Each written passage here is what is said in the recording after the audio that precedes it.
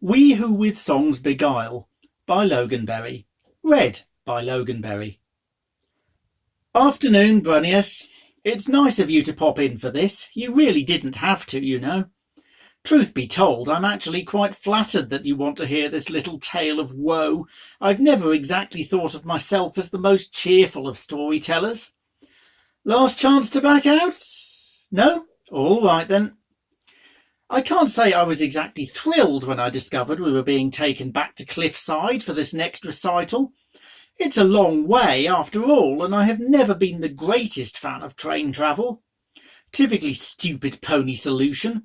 Most of them can't fly, so they all end up travelling ground-bound in a great belching steam box. Not to mention the fact that I don't exactly have the happiest memories of the place from last time round. Sometimes I almost feel as though I should dive out the side and make for the spreading woods. Hey, don't look at me like that, I did say almost. In any case, I guess the days are long gone when I actually had a say in that sort of thing. I've pretty much resigned myself to the fact that real freedom is a thing of the past. I've accepted that the price of safety is doing the pony's will. I have to admire you for taking the harder path. You know Yellow Pink, I imagine. Most every bird does, if only by reputation. What you may not know is what she's like with the choir. She's been her usual strange self on this journey, but that's something I'm used to nowadays. Harsh taskmistress she may be, she certainly wasn't shy of showing those great teeth a lot during the little practice session we had earlier today, but at least she still seems to have a bit of consideration for our welfare and some vague idea about intelligent communication.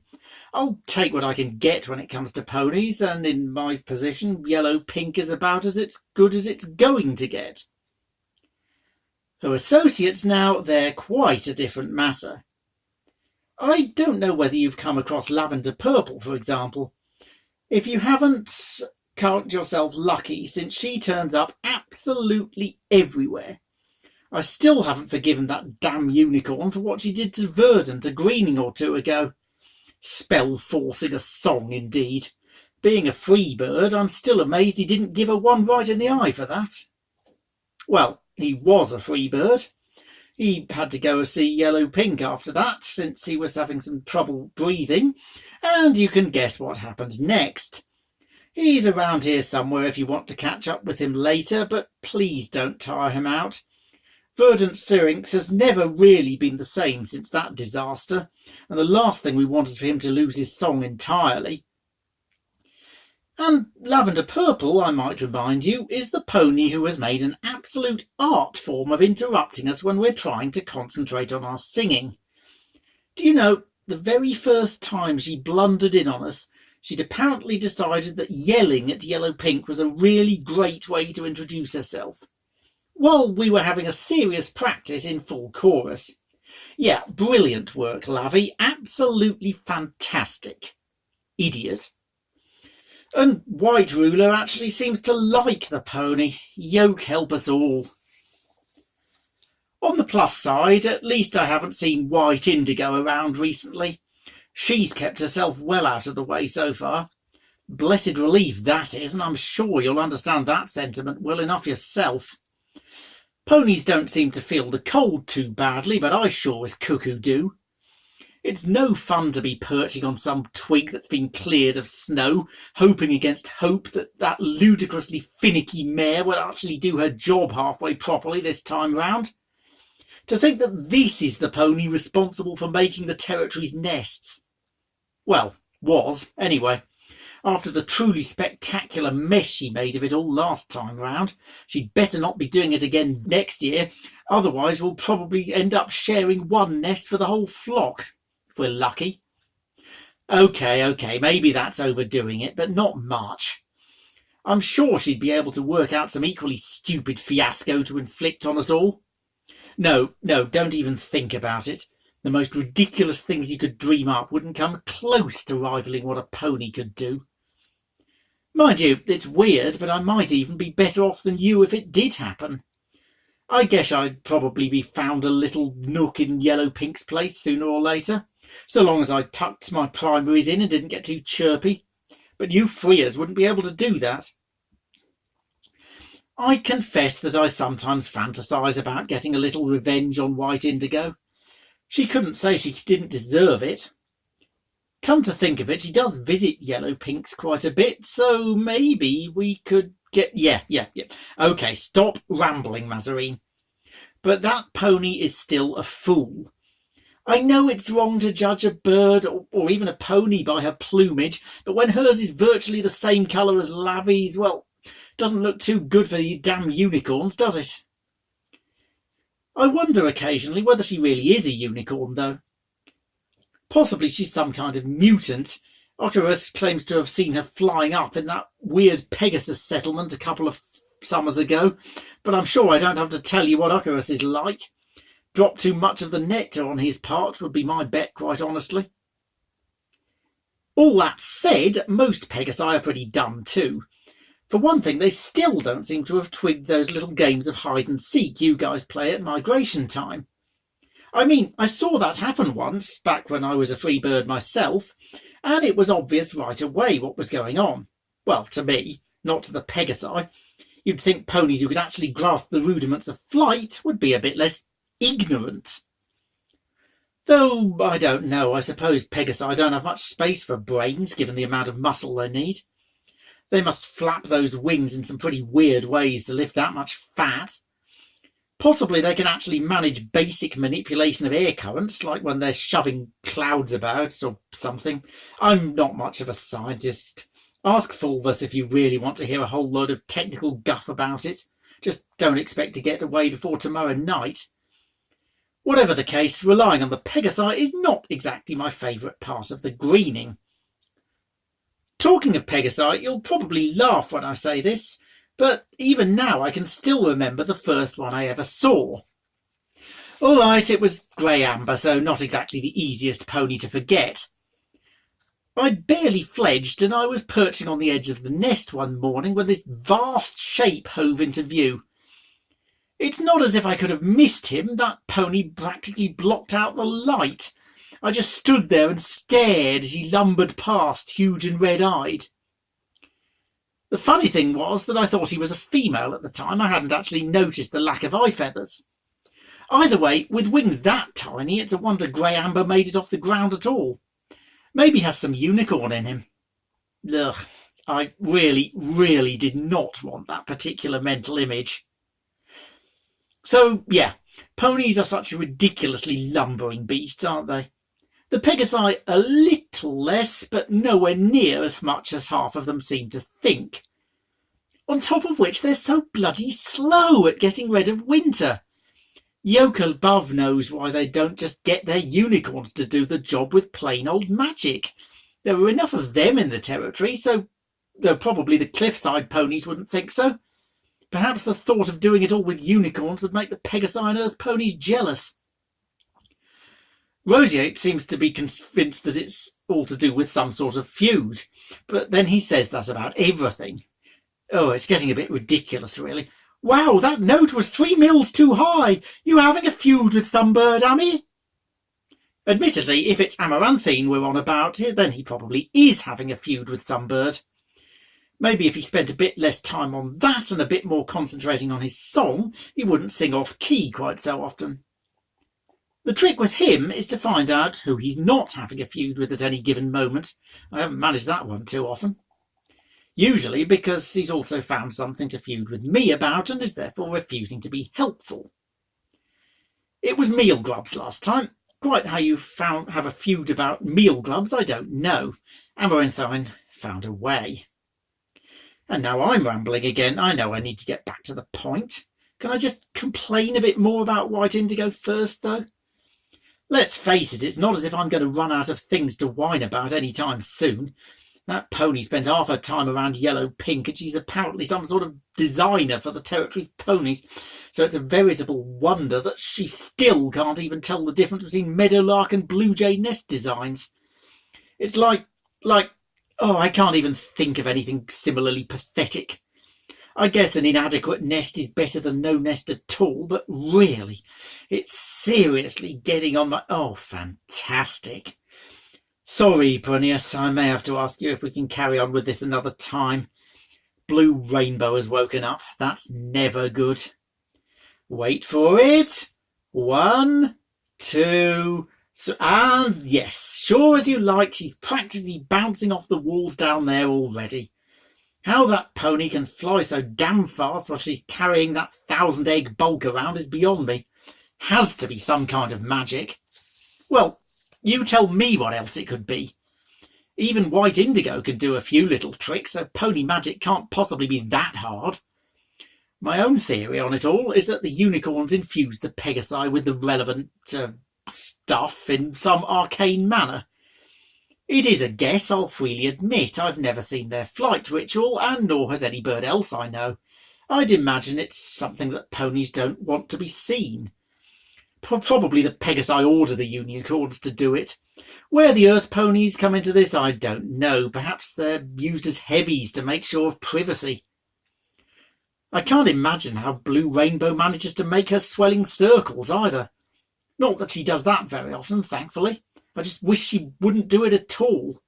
That noise can do some truly horrible things to a bird's auriculars, as I discovered quite some while back. Quite frankly, it was pretty awful. Neither roost nor rest within the circle's compass, as the old saying goes. Yes, I know, I really am that old-fashioned. But it's fair to say that we were all pretty shaken up. It was very, very tempting just to fly for it and try to find shelter in a nice peaceful copse somewhere. Well, somewhere with as few ponies as possible. But then Yellow Pink was there and I could hardly let her down. Call me an old softy if you want, but I don't care. That Pegasus was, and still is, different. Something in those great big eyes, perhaps, though I couldn't really put a claw on it. Or perhaps it's simply that she actually understands song. Real song, I mean. Not that horrible gargling noise I hear from Blue Rainbow sometimes. I doubt that pony even knows what a song is. She doesn't have anything approaching Yellow Pink's linguistic ability either. I can sometimes hazard a guess at what she's getting at, but it's damn hard work. She spent half the time sleeping on clouds anyway. Hear that? Blue Rainbow's flown off somewhere. Probably to find some pony else to annoy. Still, if she's annoying her fellow equines, then with a bit of luck she won't be annoying us for a while. So let's get on with it. Yes, this cliffside thing. I think you've been there already sometime last year. Right, so I don't need to describe the place to you. Good job too, as you'll no doubt find out before too long. It's absolutely infested with unicorns of the worst sort, which is saying something, and they change the seasons there. Some bird, I can't remember who, once told me that lavender purple came from there originally, which would make a whole heap of sense. I assume their mare kicked her out before she got any bright ideas about helping. Thank Yoke she can't fly, otherwise I might actually be serious about trying to make a break for the spreading woods sometime. Anyway, we were taken out of the train and then it was straight down to work for the first day or so we were there. Yellow Pink was obviously nervous, but she still wasn't going to relax her grip on discipline. Her friends were around some of the time too, sadly, but they generally kept out of the way. Hallelujah! I didn't originally think that I was being taken along for anything more than a reserve position, given that I was still recovering from a close encounter with White Indigo's repulsive cat. Even more repulsive than most cats, I mean. My voice was still just a tick away from perfection, so Yellow Pink seemed to be hinting that I'd be on the waiting list in case any bird got sick. It's not much fun being an understudy, as you can imagine, but then Roseate had one of his brain fades and started making an utter hash of a key change. After that, things changed completely. I was the obvious choice to replace him, and so I was pretty much sure I was going to be brought into the main chorus for the big event.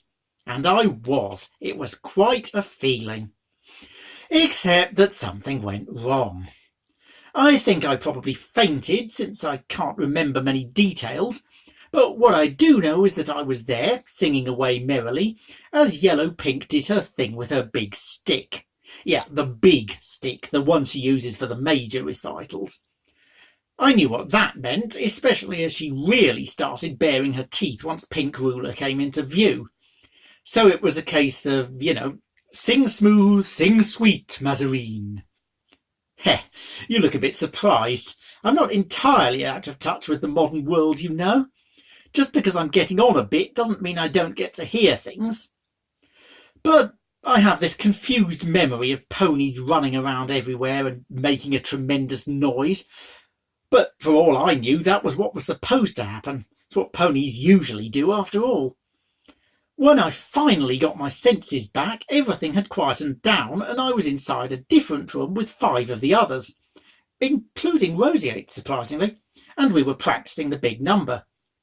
I didn't really have time to worry about what had happened, I just had to get on with it. Especially since Pink Ruler was right there, and for some bizarre reason we were made to perch all over her. No, me neither. But if you'd seen Yellow Pink at that point, you wouldn't have questioned her. She really wasn't messing about. The big stick, teeth bared, eyes closed, wings flared. One peck out of place and it would have been the stare for us, I'm certain. Which would... Oh, you don't know what the stare is? Well, never you mind. Just be thankful and hope you never get to find out.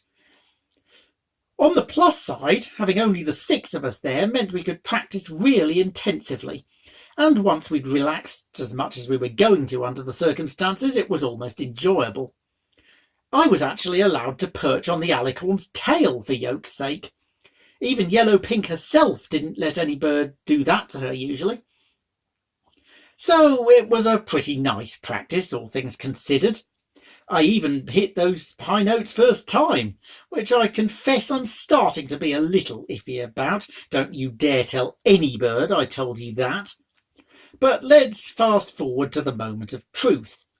I'm just about to take Pink Ruler's dress in my beak and fly into this massive room with the others, and Yellow Pink holds out a hoof to stop me. She makes a few sounds at me, and though she's not as lucid as usual, it's pretty obvious what she means. Yellow Pink doesn't want me doing that job at all. She wants some bird else. At the very last moment I've been replaced. After all that sodding effort, I'm out. Oh, what utter joy. And you know the worst of it all? You know who replaced me in that prestigious position, right up by Pink Ruler?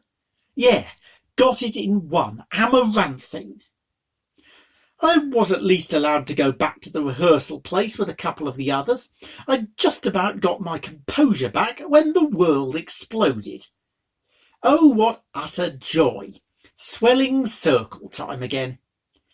I have a horrible feeling that Blue Rainbow is only here this time so she can ruin everyone's peace and quiet again. That pony ought to come with a health warning.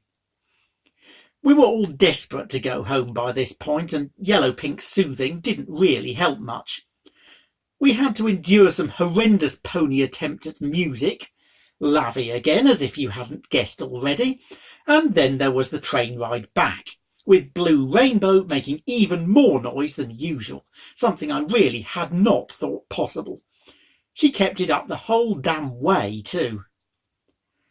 I must sound like such a complainer, but really, Brunius, if you weren't a freer and had to deal with ponies all the time like we do down in the territory, you'd understand how unbearable it is. Take away Yellow Pink and I'd be perfectly happy never to have to deal with one again. And we're stopping. The oh-so-glorious joys of Cliffside await. I'll have to ask you to excuse me now. It's time for me to get ready. Another big date for the slaves of song.